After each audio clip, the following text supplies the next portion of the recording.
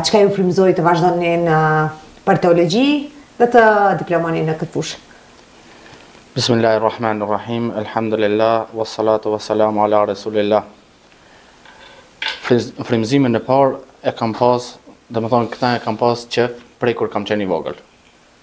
Arsia ka qenë Molla Jakupi, sepse e kemi edhe të familjes, e kemi dash shumë prej i vogël, na ka sjell shumë mirë, dhe pastaj tu u rrit edhe të e pa punën e tij çka ka bën, njerëzit tu fol për ta, edhe thojsha adhonit, jo të bëjmë si hoxha, se kur u bona i madhe kuptova se s'në bona si hoxha, po e nisa një herë për çashta, po inshallah bërëm pak bona si hoxha. Kjo ka qenë arsia se unë kam vazhduar teologjinë edhe pse kam nisë këtë punë.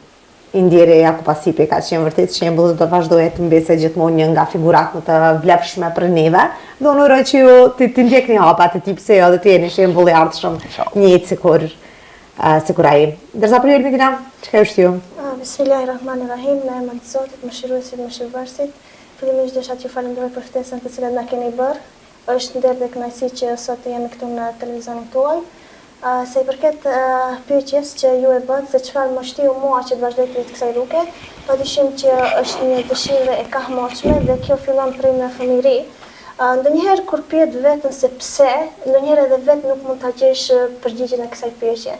Ndoshta mund të jetë një frymëzim nga ana Allahu xhaleshanuhu, mirë po që nga e vogël ku hapat e para fillova në këtë drejtim në xhami, prej atje tek hoxhallarët e fshatit, i shihja si një shembull, si njerëz të cilët duhet ndiqen për shkak të vlerave dhe mirësive të cilat ata i përhapshin, dhe prej atëherë sikur filloi që të më hi në qef ky profesion.